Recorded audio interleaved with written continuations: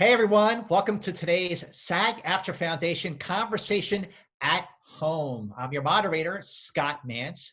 Before we get into today's conversation, just want to remind all the actors watching about the SAG-AFTRA Foundation COVID-19 Fund, which is here to help all actors get through this crisis.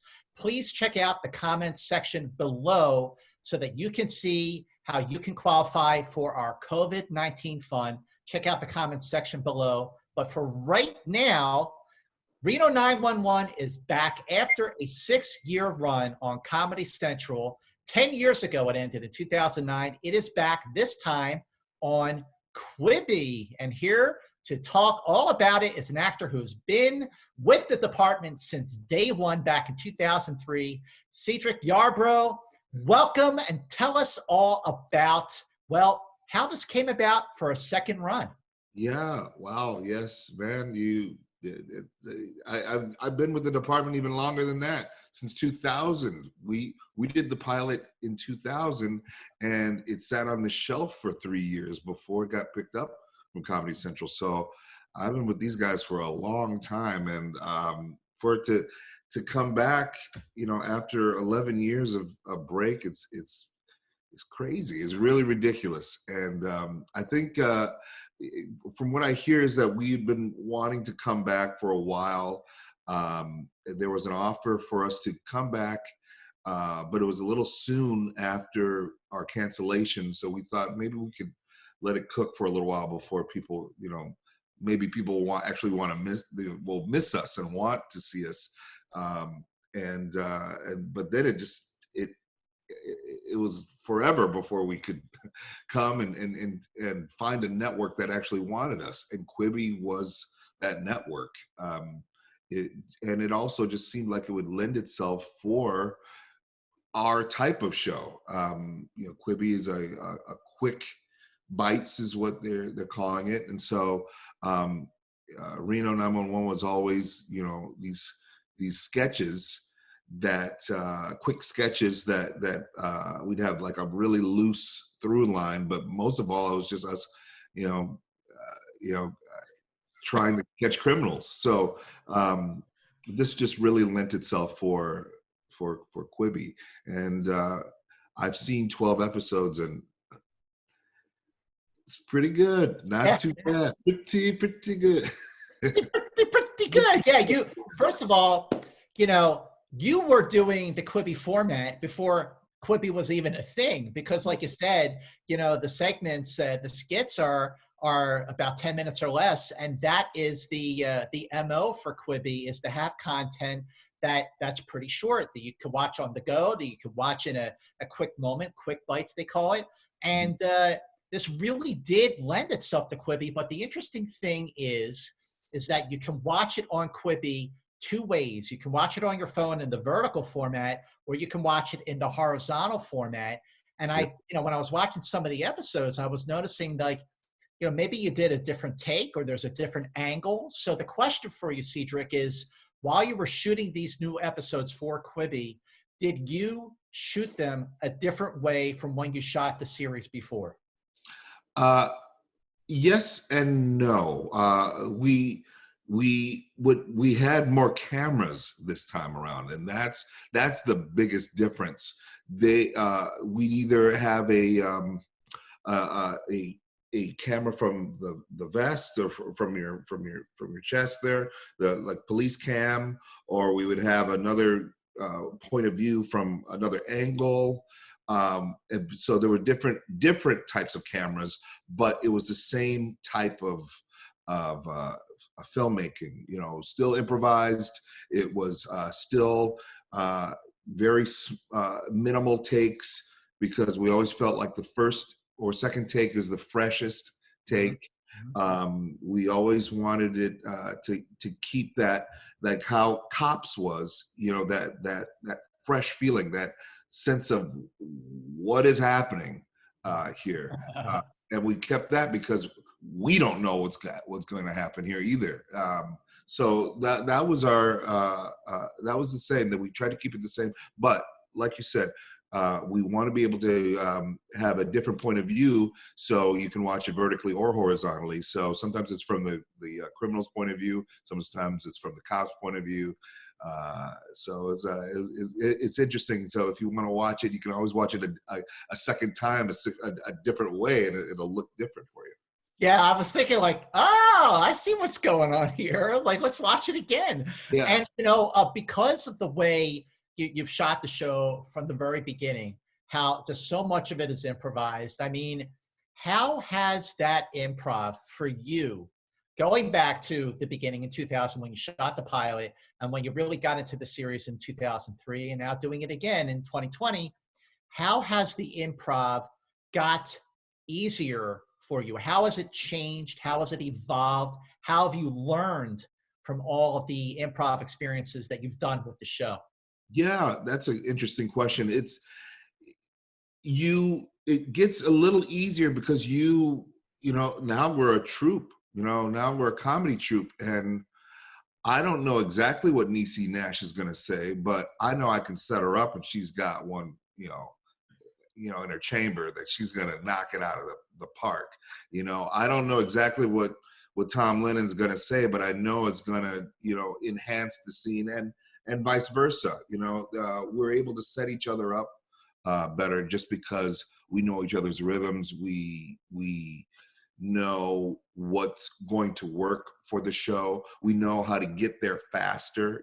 Sometimes if you improvise, sometimes you might meander a little bit, but that second take, if technically you're saying, let's get to that point faster. Let's get to that point of view or what we're trying to say about this scene quicker so we can, edit it better, so that improvising experience throughout the years has helped me throughout the show, but it's also helped me not particularly just on this show, but on the other shows that I've done, on Speechless or my current show, Carol's Second Act. It's a muscle that you have that it's, you're not a writer, but you have that writer's mentality where I can contribute if they need it. Wow, you're really good, because I had a whole bunch of questions here for you. You just answered about 6 of them. Okay. All right, we'll see you. Take care. Bye. See ya. You know what? You also touched on something I wanted to ask a little bit more in depth about the rhythms. Tom's rhythm, everyone's rhythm, and they know yours. So as the show has progressed, and especially now that you've come back for it, how do you feel like you've all elevated each other over the years? Doing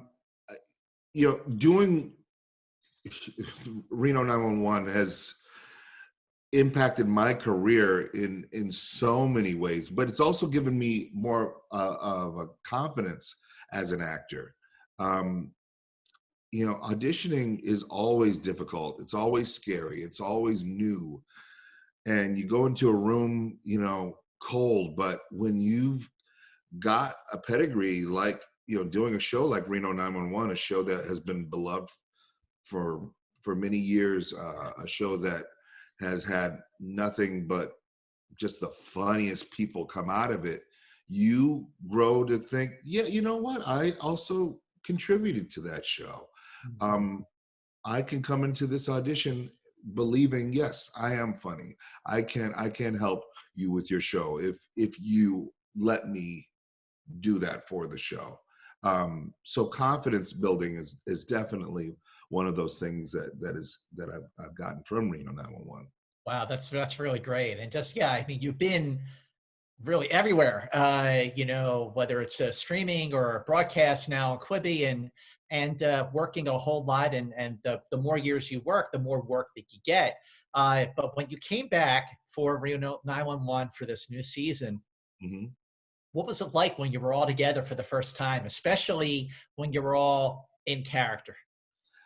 It was strange. It's like, I don't know, just like a weird group of the Super Friends coming back together, Aquaman and Superman and Batman were all in the Hall of Justice. All of a sudden, Wendy McClendon-Covey comes in, and she's such a heavy hitter, her from her success from the Goldbergs and Bridesmaids and then Carrie Kinney and everyone is just so on top of their game. That's another thing, when you've been away from it, everyone's gotten has their experience. They can draw on experience on things that they've done outside of the show that they have. It's just different frame of references, but it all still weirdly works.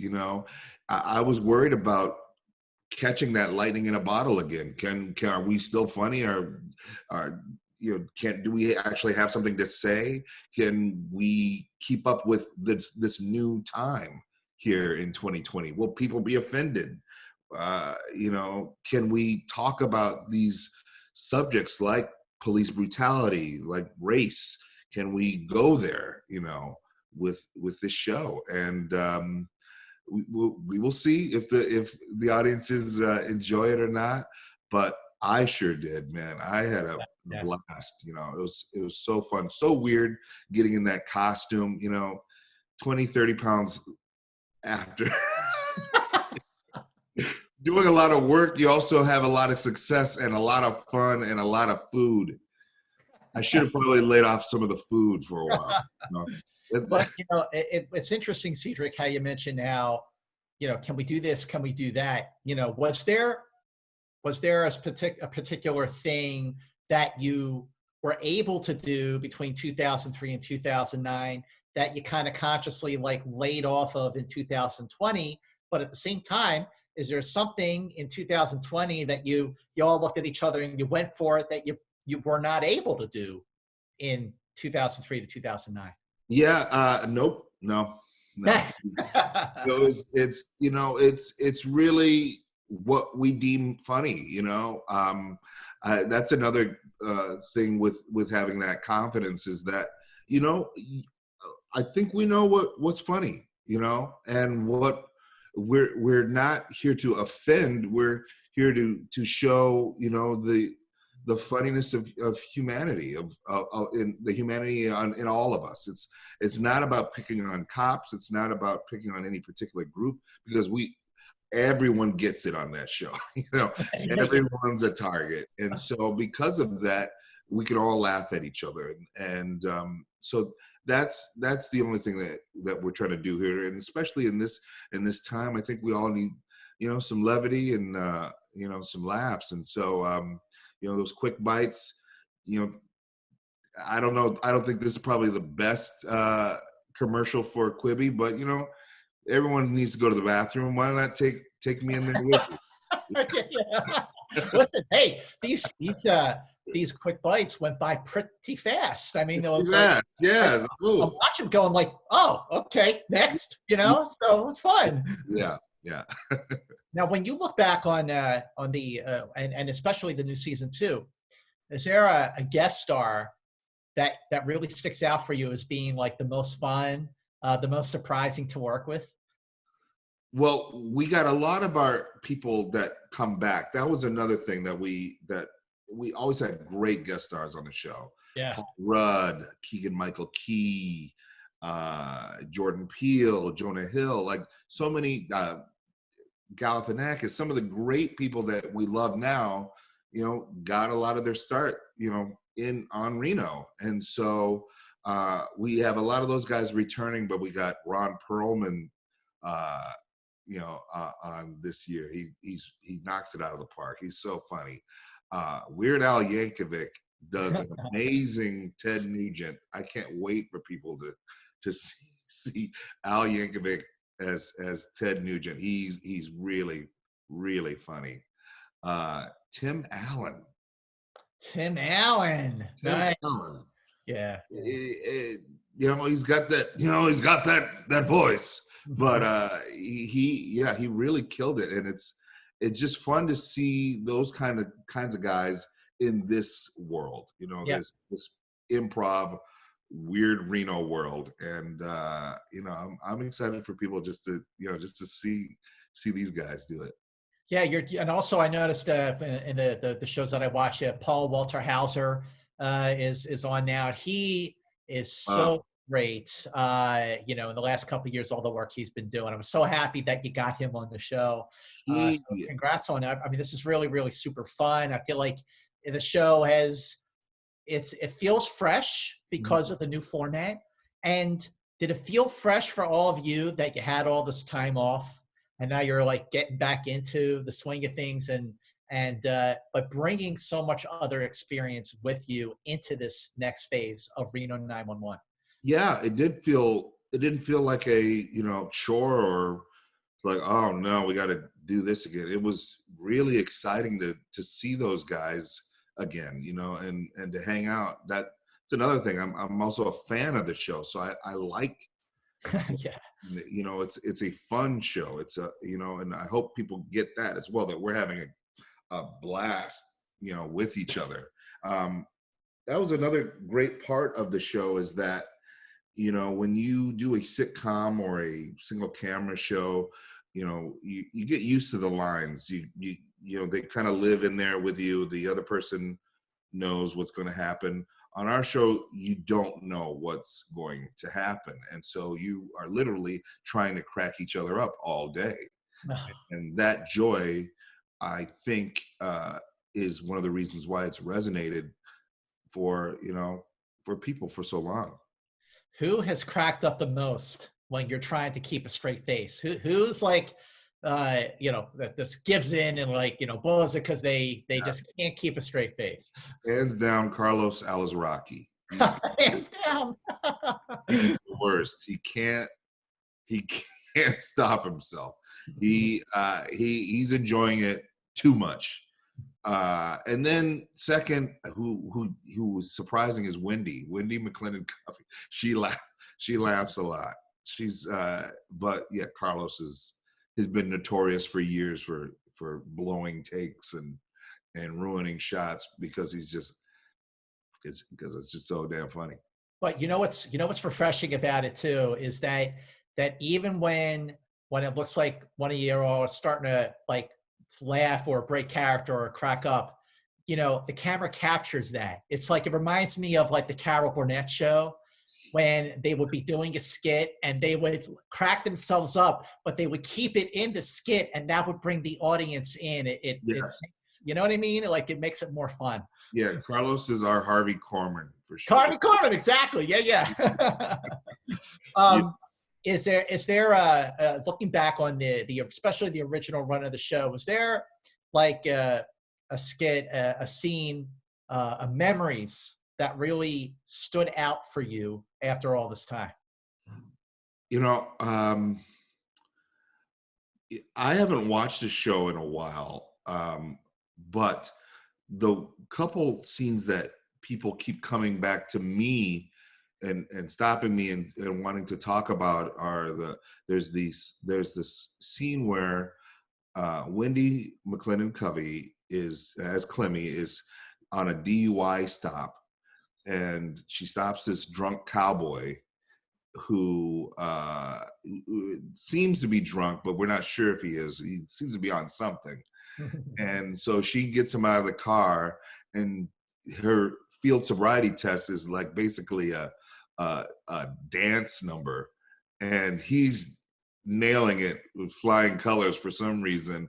She's asked him to say the alphabet backwards. He can do that. He's singing it backwards, and you know, so he's nailing it. And people have always talked to me about that particular scene, and I have to tell them that that was me in that scene. Now I was the drunk cowboy in that scene. People never seem to think, you know, put me in that scene.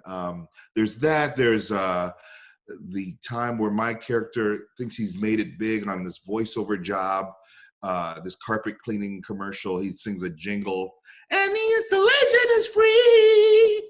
And for some reason, people really resonate with that one. There's a time where me and Nisi were,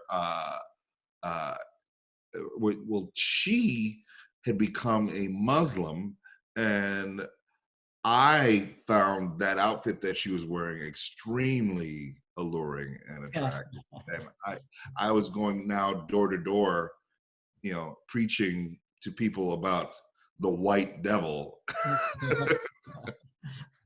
with her. And then we're intimidating Jehovah's Witnesses around the neighborhood. And it's, there's so many things that we got a chance to do on that show that, I get, people talk to me about.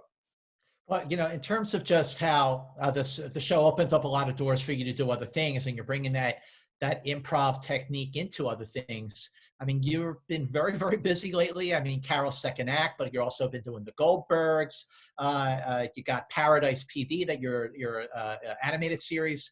How has what you looked for in a project changed over the years? Well, I've always tried to be very selective. I always wanted to be the type of actor that if I don't know that guy's name, but I know when I see him, I know it's going to be good. I know whatever it is, he's going to be great in that. And that's what I've always wanted to be. I just, Cedric Yarbrough, that's a hard name to remember, but this face is, very, very this. And so I always wanted to make sure, the people that actually enjoy what I do could trust that I knew what I was doing, and I know I'm going to enjoy what he does. And so I've kept that, throughout my career, whether, it's Reno or Black Dynamite or BoJack Horseman. I've always tried to take on projects that say something, that are funny. Well, funny first, but will say something and stick with you, and you won't regret your time with me.